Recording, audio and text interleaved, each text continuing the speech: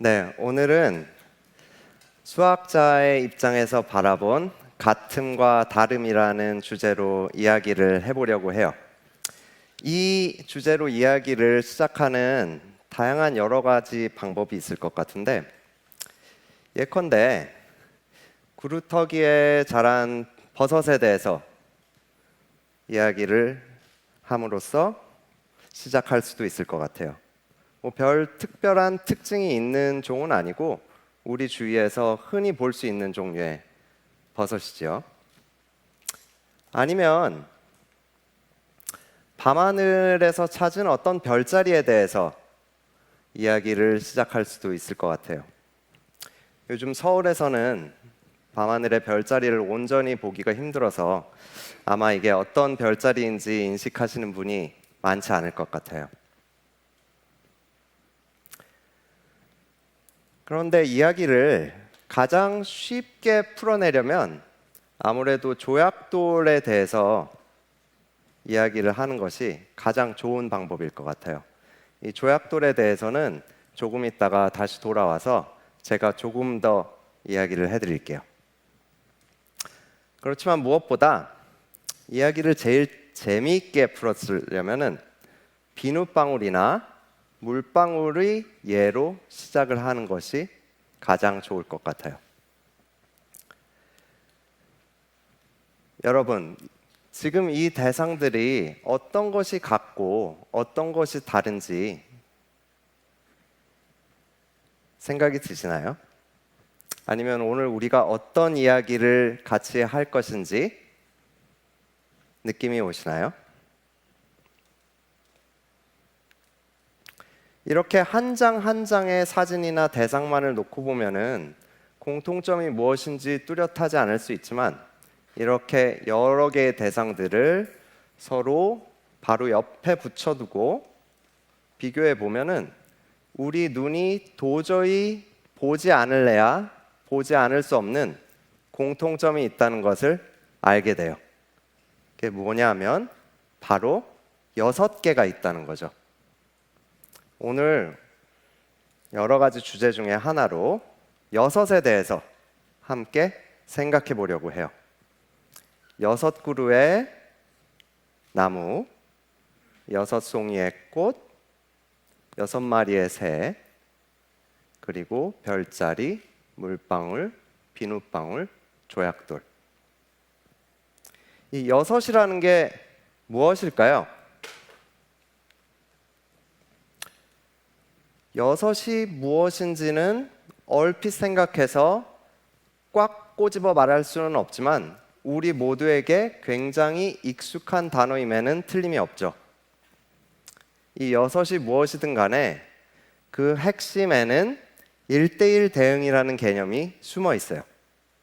1대1 대응이 무엇이냐면은 우리가 어떤 대상을 셀 때 하나도 빠뜨리지 않고 세고 어떤 것도 여러 번 세지 않는 방법을 뜻하는 말이에요. 학교에서 배우는 말로는 전단사 함수라고 하죠. 어떤 집합과 다른 6개의 집합 사이에 전단사 함수가 있으면은 본래의 집합도 6개의 원소를 가지고 있다고 얘기하죠. 1대1 대응에서 하나도 빠뜨리지 않고 센다는 것이 전단사 함수에서 전사라는 조건에 해당되고 어떤 것도 여러 번 세지 않는다라는 것이 단사 함수의 조건에 해당이 되겠죠.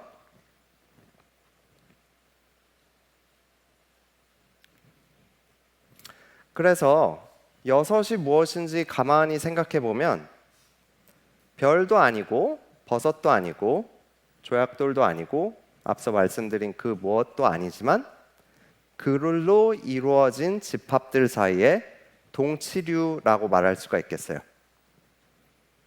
무엇이 6이냐 하면은 집합과 집합 사이에 동치관계를 이루는 말이에요. 어떤 집합과 다른 집합 사이에 전단사 함수가 존재하면은 두 집합이 같은 수, 예컨대 6 혹은 15 아니면 42과 같은 개념을 대표한다고 말할 수 있겠어요. 그런 의미에서 6은 어디에도 없지만 어디에나 있다. 라고 얘기할 수도 있겠죠.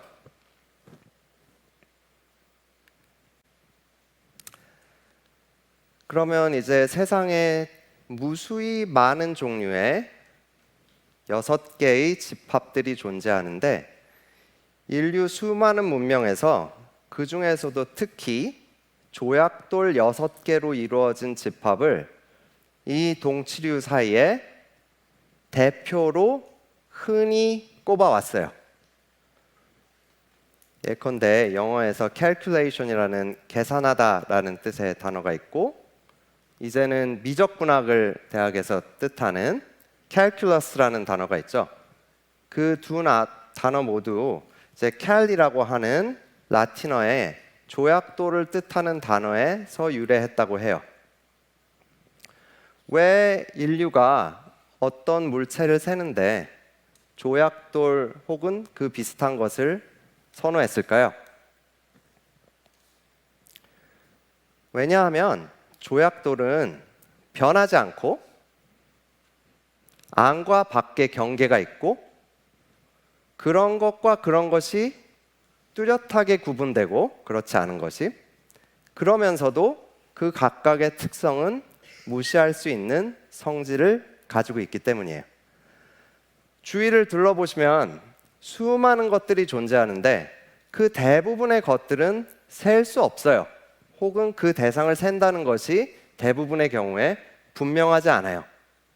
예컨대 연기 혹은 강물, 공기 이런 것들은 항상 변하고 안과 밖의 경계가 뚜렷하지 않죠.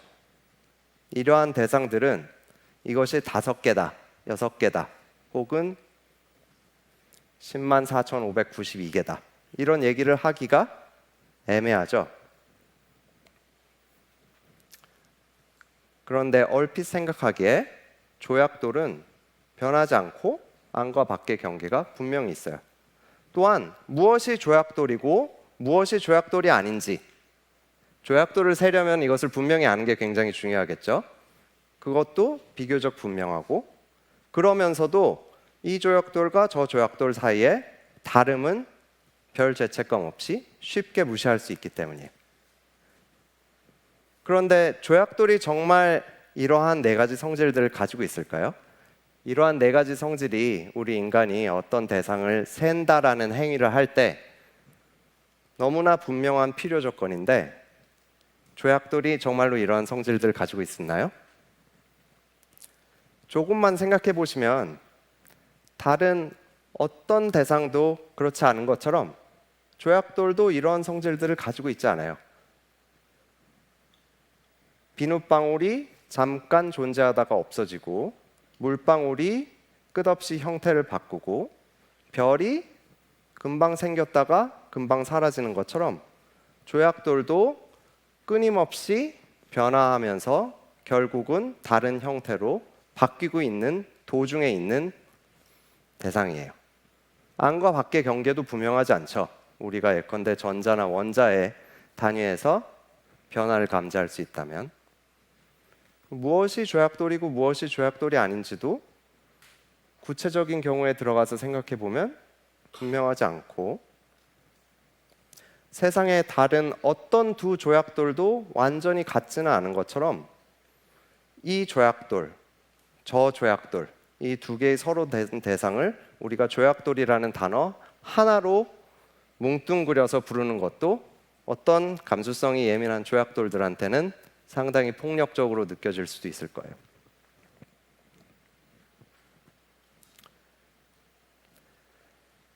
그래서 우리가 센다, 어떤 것을 센다라는 행위를 할 때 어떤 일이 벌어지는지를 곰곰이 생각해 보면 우리가 상당히 과감하면서도 대담한 단순화를 시키고 있다는 것을 눈치챌 수 있어요. 그리고 이것이 사실 얼마나 쉽지 않은 일인가를 생각해 보면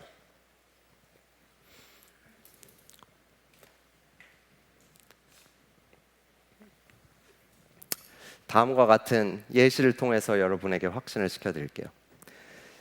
오늘 제가 하는 강연이 사실 제가 했던 다른 어떤 강연보다도 준비하는데 시간을 많이 들였던 것 같은데, 그게 강연을 특별히 촘촘히 준비해서가 아니라 강연 자료를 준비하는 게 너무너무 시간이 오래 걸렸기 때문이에요. 지금까지 여러분이 봤던 모든 사진들, 별자리, 버섯, 나무, 새, 비눗방울, 물방울, 조약돌, 모두 다 챗GPT의 친구인 달이라는 생성형 AI로 만들어낸 사진들이에요. 그런데 제가 이런 강연 자료, 여섯이라는 개념을 설명하기 위해서 6개의 여러 가지 사진들이 필요해서 처음에는 이제 구글에서 적당히 6개의 대상이 있는 것을 찾아줘 한 다음에 고르려고 했는데 쉽지가 않았고, 그래서 달리한테 가서 예컨대 자연 속에 존재하는 버섯 6개가 있는 사진을 그려줄 수 있겠어? 라고 물어봤더니 물론 굉장히 잘 그리죠. 순식간에 100개, 200개의 사진을 만들어 주는데 참 얄밉게도 버섯이 딱 6개인 거는 잘 만들어 주지 않아요. 무수히 많은 시도를 해야 돼요. 왜냐하면은 이 버섯이 6개가 있다라는 것이 생각보다 어려운 개념이에요. 근데 어떤 경우에는 저 뒷 배경에 있는 것이 버섯인지 아닌지도 좀 불분명해서 예시로 들기도 쉽지 않고, 그리고 결정적으로 이 달이라는 친구가 뭐를 하나 그려줘 그러면은 제법 잘 그려주고, 2개 그려줘 그래도 간간히 실수는 하지만 제법 잘 그려주는데 5개나 6개 그려달라고 하면은 많이 그려놔요. 그러니까 이 수를 인식하는 방식이 인간을 제외한 대부분의 포유류와 굉장히 흡사해요. 제 가족 구성원 중에 가장 어린 친구는 소리라는 둘째 아이인데, 소리가 숫자를 세는 방법하고 놀라우리만큼 흡사해요. 1개, 2개, 많이. 그래서 6개라는 거를 만들려면은 무수히 많은 시행착오를 거치든지 아니면은 한 버섯을 3개 정도 그려놓고 드래그해서 사진을 연장할 수 있거든요. 6개가 나올 때까지 조금씩 연장하는 방법을 썼어요. 이렇게 놓고 보면은 요즘 굉장히 핫한 생성형 AI들이 굉장히 멍청하게 느껴질 수도 있지만, 여러분이 잘 아시는 것처럼 이 존재들이 아주 바보는 아니에요. 상당히 어렵게 느껴지는 과제를 줘도 척척 잘 해내요. 예컨대 6을 센다라는 우리한테는 아주 쉽게 느껴지는 일을 다음과 같은 과제와 비교해 보죠. 이거는 달리한테 영어를 조금 더 잘 알아들으니까 1993년 서울에서 해가 지는 모습을 노스탈지아가 느껴지게 인상파요 화법으로 그려줄 수 있겠어? 라고 물어봤더니 그려준 거예요. 제법 그럴듯하죠? 정확히 제가 원하던 거예요. 그리고 뒷 배경에 보면 남산타워 비슷한 것도 보이고 누가 뭐래도 서울처럼 보이죠. 6도 셀 줄 모르는 존재가 이런 것들은 멋지게 해내요. 그러면 더 어려운 작업을 시켜볼까요? Abstract oil painting celebrating the inherent profundity of all things that exist. 제가 최대한 별 내용은 없지만 그럴듯해 보이도록 과제를 준 거예요. 존재하는 모든 것들의 근본적인 심오함을 최대한 잘 표현해주는 추상화를 오일 페인팅으로 만들어줄 수 있겠니? 했더니 이러한 종류의 결과물들을 금방 내놨어요. 저는 미술에 대해서 조예가 있는 사람은 아니지만 적어도 제 눈에는 어디 뉴욕에 있는 모마의 현대화가 작가전에서 이런 것들이 어디 걸려 있었다고 하더라도 특별히 이상함을 느끼지 못하고 지나쳤을 것 같아요. 그렇지만 6은 세기 힘들다는 거. 그러니까 여러분이 6을 셀 수 있으면은 조금 더 스스로에 대한 지적인 자신감을 가져도 괜찮을 것 같아요. 자, 그럼 여섯이 무엇이든 간에 그 대상을 우리가 인식했다고 해봐요. 여기 있는 6개의 무언가, 제가 하얀 점으로 표시했지만 버섯도 아니고 별도 아니고 조약돌도 아닌 어떤 무언가, 서로 구분할 수 없는 동일한 6개의 무언가로 구성된 어떤 개념을 우리가 인지했다고 해봐요. 그러면 우리를 산만하게 하는 모든 사소한 디테일이 제거된 이러한 상황이 주어진다면은 우리가 이 6개의 무언가를 가지고 재미있는 놀이를 많이 할 수가 있어요. 이렇게 배열할 수도 있고 저렇게 배열할 수도 있고, 만약에 이 6개가 6개의 물방울이었다면 배열을 어떻게 할 것인지, 이렇게 하면 두 물방울이 하나로 혹시 합쳐지지는 않을지, 이런 저런 사소한 걱정들을 많이 하기 때문에 우리 마음이 많이 옥죄어 있잖아요. 예컨대 6개를 이렇게 일렬로 나열할 수 있겠죠. 인간 대부분은 이렇게 일렬로 나열된 대상을 보면 왼쪽부터 오른쪽으로 혹은 오른쪽부터 왼쪽으로 하나씩 세어요. 이런 식의 배열을 함으로써 존재하지 않았던 의미가 만들어지고 아주 원초적인 형태의 수학이 시작될 수 있는 거죠. 이 경우에는 6이 1에 1을 더한 다음에 거기에 또 1을 더한 다음에 거기에 또 1을 더한 다음에 거기에 또 1을 더한 다음에 1을 더함으로써 얻어지는 수다라는 걸 알 수가 있어요.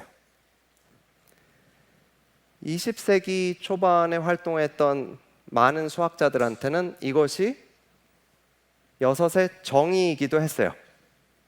우리는 6을 어떤 집합들 사이에 동치류라고 정의를 했지만 6을 이렇게 정의하는 것도 별 문제가 없어요.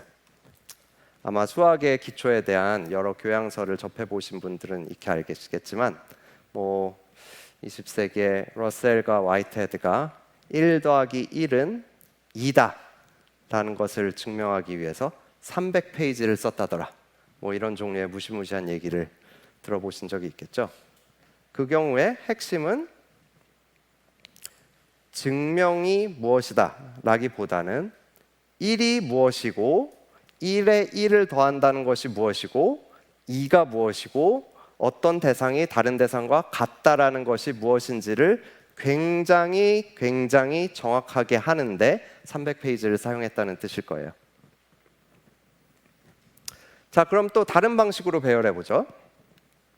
이렇게 배열해보고 저렇게 배열해보고 2개, 4개로 가를 수 있고 4개, 2개로 가를 수 있고, 이런 식으로 재배열을 해보면은 2에 4을 더한 것과 4에 2를 더한 것이 같다라는 것을 알 수가 있어요. 왜냐하면 둘 다 6이어야 되니까. 아니면 이렇게 배열하고 저렇게 돌려보고 하면 2에 3을 곱한 것이 3에 2를 곱한 것과 같다라는 것도 알 수 있죠. 왜냐하면 둘 다 6이어야 되니까. 이런 식으로 우리가 자연수에서 가장 기초적으로 생각하는 두 가지 연산, 덧셈과 곱셈을 만들어냈어요. 그리고 이 두 가지 연산이 있으면 우리가 정수론에서 흔히 맞닥뜨리게 되는 수많은 굉장히 어렵지만 신비로운 난제들을 무수히 많이 만들어낼 수 있죠.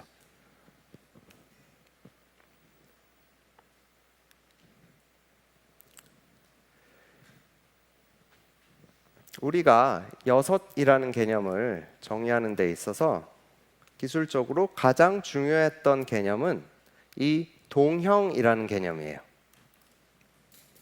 영어로는 아이조모픽이라고 하는데, 그리스어의 아이조, 같다라는 것을 뜻하는 그리스어 아이조와 모양 혹은 형태를 뜻하는 morph라는 단어를 합쳐서 만든 단어라고 해요. 영어로 얘기하면 of the same shape 정도로 얘기할 수 있겠죠.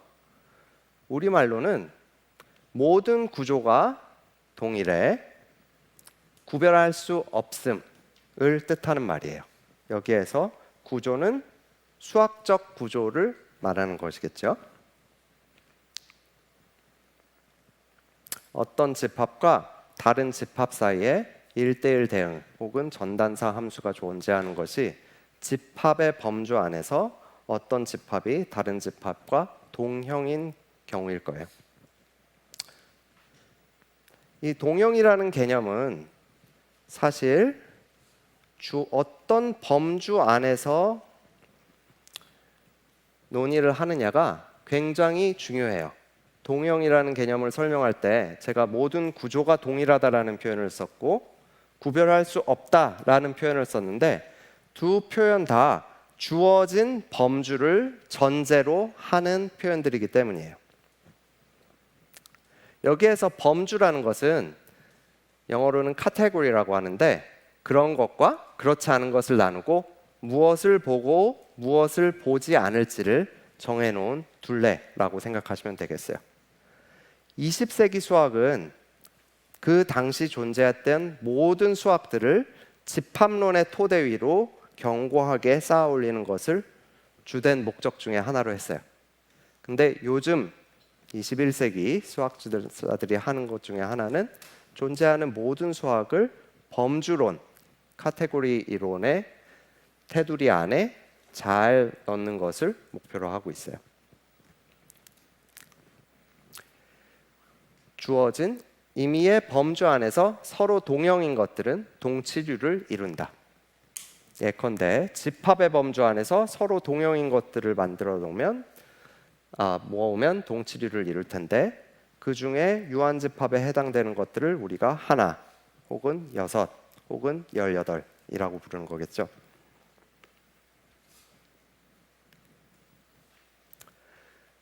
그러면 앞에 동형이라는 개념을 설명하면서 제가 구별을 할 수 없는 구조라는 표현을 썼는데 이 질문에 대해서 잠시 함께 생각해 봐요. 구별할 수 없으면 같은가? 제가 같음과 다름이라는 주제로 강연하면서 여러분에게 질문 드리고 싶었던 것 중에 하나예요. 이러한 종류의 질문이 흔히 그런 것처럼 얼핏 들으면 굉장히 심오하고 철학적인 질문처럼 들리죠. 그렇지만 사실은 곰곰이 생각해 보면 우리가 같다라는 표현을 어떤 식으로 사용해서 서로 소통할 것인가에 관한 약속의 문제예요.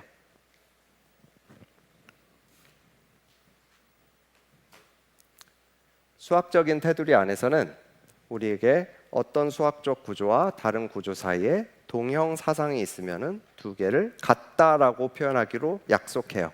적어도 오늘 우리 사이에서는. 그러면 다음과 같이 제법 멋진 표현을 아무 애매모호함 없이 사용할 수 있어요. 여섯은 집합의 범주 안에 한 동치류이고 여섯은 그 자신과 서로 다른 720가지 방법으로 같다. 왜 720인지 아시겠나요? 여섯이 그 자신과 같은 방법의 수는 6 곱하기 5 곱하기 4 곱하기 3 곱하기 2 곱하기 1 6 팩토리얼 720이 돼요. 그래서 구별할 수 없으면 같은가와 같은 제법 현학적으로 들릴 수 있는 질문들이 무의미하지 않아요. 왜냐하면은 우리가 같다라는 표현을 예컨대 어떤 식으로 사용할지 굉장히 정확하게 정의하도록 우리에게 강요하기 때문이에요.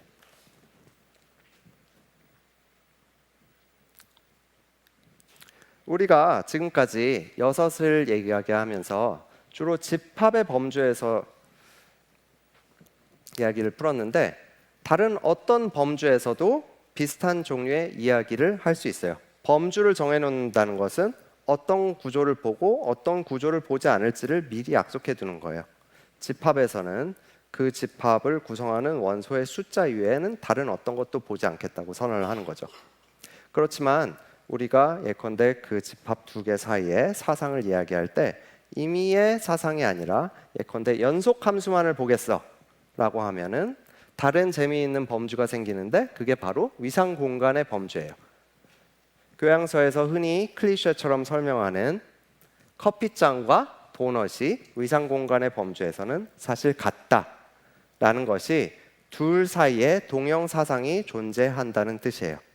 여기에서는 연속 변형에 의해서 주어지는 동형 사상이겠죠.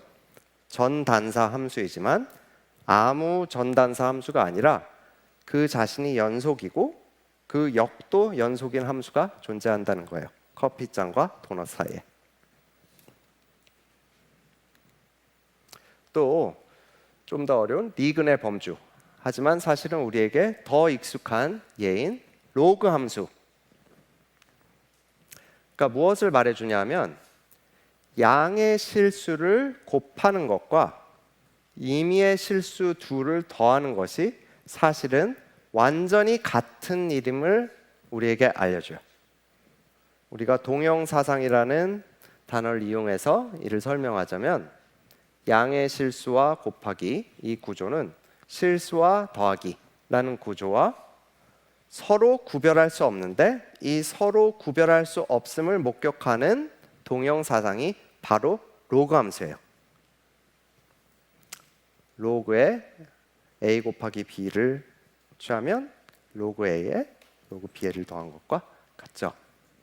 이 로그 함수를 발견한 것이 인류가 해석적으로 사물을 인식하는데 굉장히 혁명적인 변화를 줬죠. 조금 더 대수적인 입장에서 예를 들어보면 군의 범주에서 예컨대 유리계수 다항식 x 5승 더하기 5x 더하기 12는 0에 존재하는 다섯 근 사이의 대칭이 사실은 오각형 다섯 꼭지점 사이의 대칭과 정확히 같은 군 혹은 동형인 군임을 갈루아가 발견한 이론으로 우리는 잘 이해하고 있어요. 중고등학교 시절에 배우는 임의의 실계수 다항식의 근은 복소수 켤레로 존재한다. 것이죠. 예컨대 여기가 유리계수 다항식이 아니라 실계수 다항식이었으면은 예컨대 2차 함수의 근 두 개는 두 가지 종류밖에 없죠. 실근이 두 개 있거나 복소수 켤레로 존재하거나 복소수 켤레는 근데 항상 대칭이 되는 짝으로 나타나죠. 그러니까 이 경우에는 실계수 다항식이었으면 오각형이 아니라 예컨대 이각형 그런 게 존재한다면 사이에 대칭으로 할 수가 있겠죠.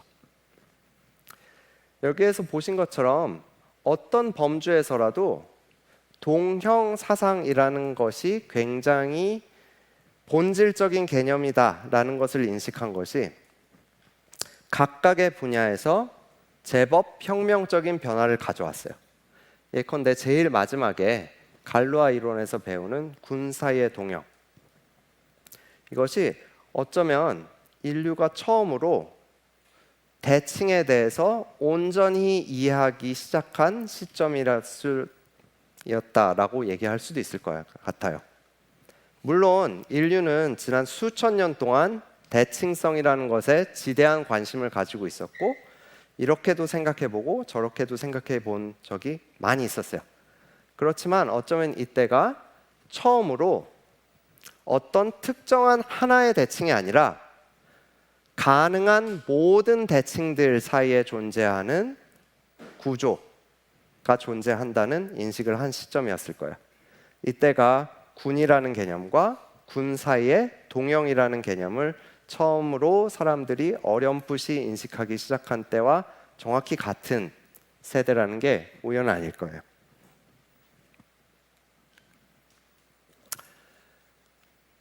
오늘은 위상 수학이나 군이론이나 이런 어려운 수학이 아니라 어쩌면 집합론 다음으로 쉽다라고 얘기할 수도 있는 조합론, 그 중에서도 그래프 이론에 대해서 같음과 다름의 관점에서 조금 같이 생각해 보려고 해요. 그래프는 뭐냐면 꼭지점들과 그 사이의 변들로 구성된 가장 기본적인 조합론적 구조예요. 흔히 네트워크라는 것을 수학자들이 모델로 삼을 때 생각하는 구조죠. 이 하나의 그래프가 그러면 다른 어떤 그래프와 언제 같은지를 우리가 정확하게 얘기를 해줘야겠죠. 혹은 이 그래프와 다른 그래프가 언제 동형인지를 우리가 정확하게 얘기를 해줘야 되는데, 언제 그렇게 얘기를 할 거냐면 모든 변을 보존하는 꼭지점 집합 사이에 1대1 대응이 있는 경우 두 그래프를 동형이라고, 혹은 두 그래프가 완전히 같은 그래프라고 말하기로 약속을 해요. 예컨대 여기 첫 번째 오각형과 별 모양의 이 그래프를 보면 조금 생각해 보시면 두 그래프가 사실 완전히 같은 그래프라는 걸 아실 수 있어요. 두 그래프 모두 한북 그리기를 해보면은 동형 사상을 만들어낼 수 있겠죠. 두 그래프 모두 꼭지점이 5개 있고 변이 5개 있는데, 그 꼭지점 5과 5 사이에 1대1 대응이 있어서 5개의 변이 정확히 다른 5개의 변에 대응되도록 할 수 있죠. 단지 이것은 우리가 같은 그래프를 종이에 어떻게 다르게 그렸느냐의 문제지 그래프가 실제로 다른 건 아니에요. 이 경우에는 너무나 분명하게 보였지만 사실 주어진 두 그래프가 같은 그래프인지 다른 그래프인지 판단하는 것은 인간한테도 상당히 어렵고 컴퓨터에게 물어봐도 상당히 까다로운 주제예요. 조금 더 어려운 예를 한번 생각해 보자면, 여기 오른쪽에 보시는 그래프는 예컨대 주사위에 8꼭지점을 위에서부터 내려다보면 12개의 변이 이런 식으로 보이겠죠. 이 그래프가 사실 왼쪽에 보이는 거미줄 같이 생긴 그래프와 사실은 정확히 같은 그래프라는 게 보이시나요? 이 두 그래프가 사실 같은 그래프라는 걸 보려면 이 주사위에 한 꼭지점을 하나의 색, 예컨대 빨간색으로 칠하고 빨간 꼭지점에 접해 있는 다른 모든 꼭지점을 파란색으로 칠하고 파란 꼭지점에 접해 있는 다른 모든 꼭지점을 빨간색으로 칠하고 이런 식으로 반복해서 8개의 꼭지점을 4개의 빨간 점과 4개의 파란 점으로 칠할 수 있어요. 그 4개의 빨간 점을 왼쪽, 파란 점을 오른쪽에 넣어놓고 빨간 점과 파란 점 사이에 어떠한 관계가 있었는지를 조심스럽게 잘 그려보면 정확히 왼쪽에 그래프가 나온다는 걸 알 수가 있어요. 그래서 사실은 두 그래프가 정확히 같은 그래프죠. 왜냐하면 동형사상이 존재하니까. 두 그래프가 비슷하게 생겼지만 사실은 같은 그래프가 아니다라는 걸 보이는 것은 또 완전히 다른 이야기예요. 여기 마지막 세 번째 예로 꼭지점이 6개 있는 2개의 그래프가 있는데, 이 2개의 그래프가 사실은 다른 그래프라는 게 잘 보이시나요? 꼭지점의 개수도 똑같고 변의 개수도 똑같고 국소적으로 봤을 때 꼭지점 하나하나를 보면 국소적으로는 똑같이 생겼어요. 왜냐하면 둘 다 임의의 꼭지점에 변이 3개씩 붙어 있으니까. 그렇지만 왼쪽 그래프와 오른쪽 그래프는 사실 전혀 다른 그래프죠. 동형사상이 존재하지 않음을 보여야 되는데 그것을 예컨대 어떤 식으로 보일 수 있을까요? 왼쪽 그래프에서 보면 어떤 꼭지점이 있어서 그 꼭지점에서 여행을 시작해서 변을 3번 거쳐서 자기 자신으로 돌아오는 방법이 있지만 오른쪽 그래프에는 그런 방법이 없죠. 그러니까 두 그래프는 본질적으로 다르다라고 이야기할 수 있을 거예요. 자, 그럼 구별할 수 없으면 같은가? 라는 질문으로 다시 돌아와 보죠. 그리고 우리는 적어도 오늘은 그렇다라고 이야기하도록 약속을 해요. 좀 더 정확히는 두 수학적 구조 사이에 동형사상이 있으면 두 수학적 대상이 같다라고 말하기로 약속해요.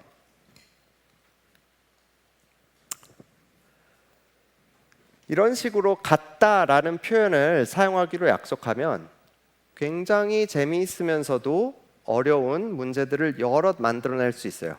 우리가 같다라는 개념을 다루는데 얼마나 미숙한지 잘 보여주는 문제들이 여럿 있는데, 그 중에 하나가 프랭크 카러리라는 수학자가 1964년에 제안한 재구성 추측이에요. 이 프랭크 카러리는 동시대에 활발히 활동했던 폴 엘디쉬에게 가려서 조금 덜 알려졌지만, 현대적인 의미에서 조합론을 구성한 사람 중에 한 명으로 평가받고 있는 유명한 조합론 학자예요. 그 사람이 1964년에 그래프의 이론에 대해서 재구성 추측이라는 걸 제안했는데, 그게 뭐냐 하면 그래프에 변이 적어도 4개 있는 경우 변 하나를 제거해서 얻은 모든 부분 그래프들의 중복 집합으로부터 그래프를 재구성할 수 있을 거다라는 예측을 했어요. 그리고 64년부터 지금까지 수많은 뛰어난 사람들이 이 문제를 이해하고 증명하려고 시도했지만 아직까지 설명하지 못하고 있어요. 저도 이 문제에 대해서 생각한 지 5년, 6년은 된 것 같은데, 이 문제를 만난 첫날보다 오늘 이 문제에 대해서 더 잘 이해하고 있는 게 있는지 자신 있게 얘기하진 못하겠어요.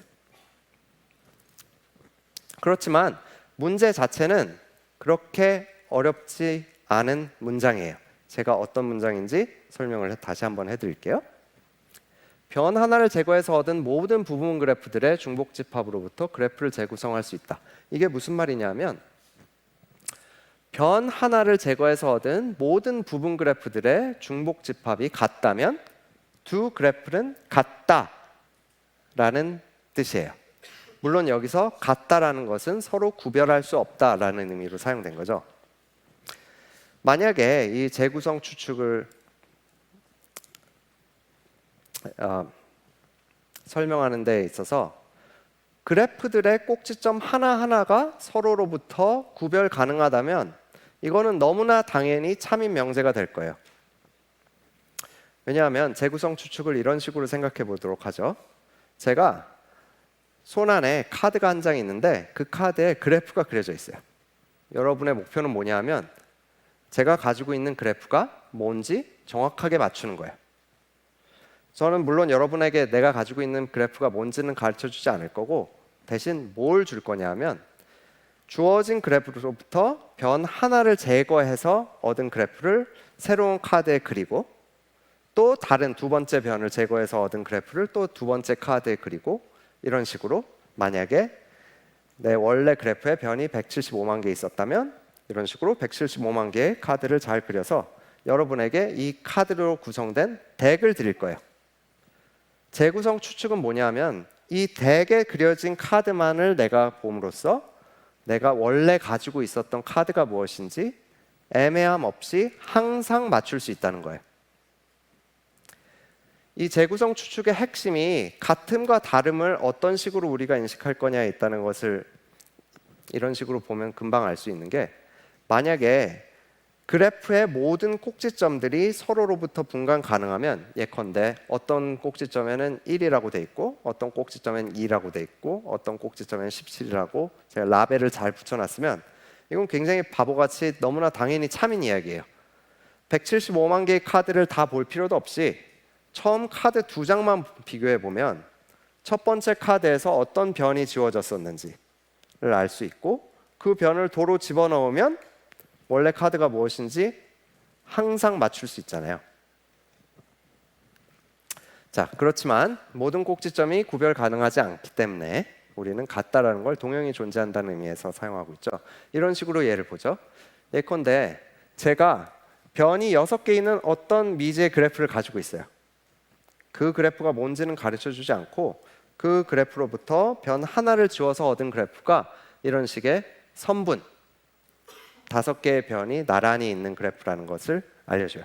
두 번째 카드도 똑같이 생겼고 세 번째 카드, 넷, 다섯, 여섯 번째 카드도 다 똑같이 생겼어요. 그럼 제 원래 그래프 6개의 변을 가지는 원래 그래프는 뭐였을까요? 이 질문을 항상 대답할 수 있다는 게 재구성 추측이 제안하는 바예요. 다른 가능성은 없고 이 가능성밖에 없죠. 이 그래프에서 변 하나를 지웠을 때 어떤 변을 지우더라도 6개의 변 중에 주어진 이 path 그래프가 나와야 되니까. 혹은 6개의 카드에 모두 똑같은 변 5개를 가지는 이런 그래프가 그려져 있었다고 해봐요. 그럼 내 그래프는 뭐였을까요? 내 그래프는 변이 6개가 있어야겠죠. 카드를 6장 받았으니까. 각 카드에는 5개의 변이 있고, 잘 생각해 보시면 다른 어떤 가능성도 존재하지 않고 항상 내가 그래프를 재구성할 수 있어요. 마치 저에게는 부분적인 정보가 주어진 것 같지만 항상 완전한 정보를 재구성할 수 있어요. 내 그래프는 저것이어야죠. 다른 어떤 가능성도 존재하지 않아요.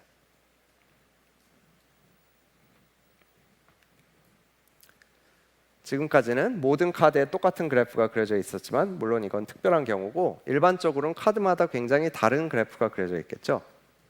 이런 경우에는 잘 생각을 해보시면 정답은 저 그래프가 나올 수밖에 없다는 걸 알 수 있어요. 적어도 정답이 주어지면 그 정답이 정답이라는 것을 확인하는 것은 쉽죠.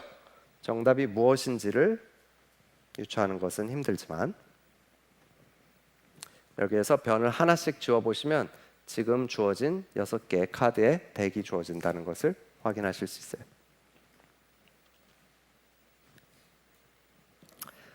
제가 앞서 재구성 추측을 말씀드릴 때 변이 적어도 4개 있어야 된다는 괄호 안에 가정이 있었는데 그게 있었던 이유는 2가지 당연한 예외가 있기 때문이에요. 어쩌면 이 예외를 보시는 것이 재구성 추측이 예측하는 바를 이해하는데 더 쉬울 수도 있을 것 같아요.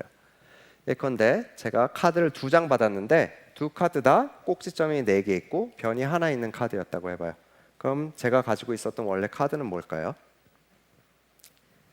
이게 재구성 추측의 첫 번째 예외예요. 왜냐하면 이 주어진 부분적인 정보만을 가지고는 내 원래 카드가 저 위에 있는 그래프였는지 혹은 아래에 있는 그래프였는지 분간할 수 없겠죠. 왜냐하면 2카드 다, 2 그래프 모두 정확히 같은 덱을 주니까. 그렇지만 여러분이 보시다시피 2 그래프는 같지 않죠. 서로 동형사상이 존재하지 않죠. 왜냐하면 첫 번째는 2개의 변이 이어져 있고 두 번째는 2개의 변이 이어져 있지 않으니까. 혹은 제가 이번엔 카드를 3장 받았는데 3장 다 똑같은 그래프가 그려져 있었어요. 내 원래 카드는 뭐였을까요? 이 경우도 재구성 추측의 예외인데 이 부분적인 정보만을 가지고는 내 원래 그래프가 저 위의 그래프였는지 혹은 이 아래 그래프인지 분간할 수 없어요. 2 그래프 다 정확히 같은 덱을 만들어내니까. 그렇지만 사람들이 컴퓨터를 가지고 그 다음 작은 그래프들로부터 차근차근 재구성 추측이 맞는지 아닌지 확인을 해보니까 그 다음으로 작은 50, 502, 031, 367, 952개의 그래프에 대해서는 재구성 추측이 참임을 확인했어요. 이 숫자가 우리에게 아주 익숙한 숫자는 아니지만 잘 생각해 보시면 그렇게 큰 숫자는 아니에요.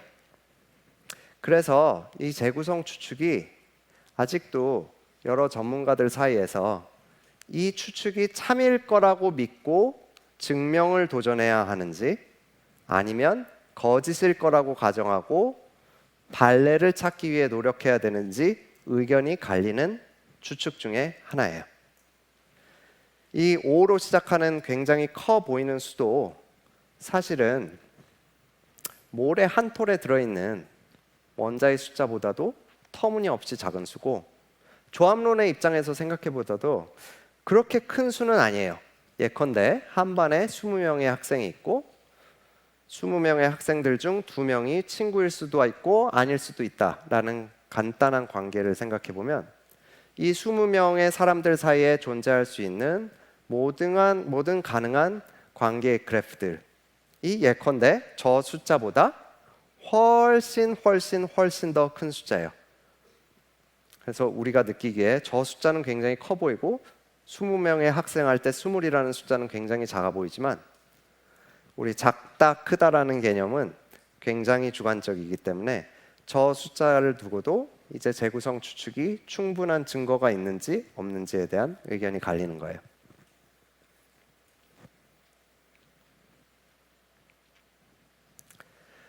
어쩌면 이렇게 단순해 보이는 같음과 다름에 기반한 문제도 꽤 오랜 시간 동안 수많은 사람들이 도전했음에도 이해하지 못하고 있는 걸 보면 우리가 같다와 다르다라는 개념에 대해서 생각하는 것이 얼마나 서툰지 미루어 짐작하실 수 있을 거라 생각해요.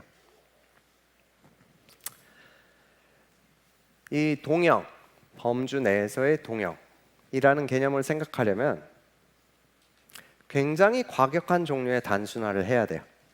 여러분이 조약돌을 샌다라는 행위에서도 아셨듯이 어떤 것이 조약돌이고 어떤 것이 조약돌이 아닌지, 어떤 것이 버섯이고 어떤 것이 버섯인지 아닌지 칼같이 분간해야 되고, 그 이후에는 버섯과 버섯 사이에, 이 버섯과 저 버섯 사이에 존재하는 다른 모든 차이점들을 굉장히 폭력적으로 무시해야 돼요. 수학자들이 이러한 종류의 과격한 단순화하는 것을 상당히 즐겨하고 또 잘하는데, 그런 의미에서 제가 존경하는 미시간에서 활동하시는 노수학자 하이만 베스라는 분이 하신 말씀을 소개해 드리려고 해요. 수학과 인생에는 오직 본질적으로는 두 개의 질문만이 존재한다. 무엇이 참인가? 그리고 그것이 왜 참인가? 생각을 해보시면 물론 당연히 그렇지 않죠. 세상에 중요한 질문들이 얼마나 많아요. 그렇지만 우리가 깨끗하게 생각할 수 있고 정확하게 이해할 수 있는 능력을 가진다는 것이 굉장히 중요하다라는 정도의 의미에서 하신 말씀이 아닐까 생각해요. 오늘 여러분과 굉장히 쉽고 본질적이지만 또 다른 어떤 의미에서는 어려운 같음과 다름이라는 개념에 대해서 생각해 볼 수 있는 시간을 가질 수 있어서 좋았습니다. 앞으로도 우리 같이 잘 생각할 수 있는 힘을 길러나갈 수 있는 시간을 함께 가졌으면 좋겠습니다. 감사합니다.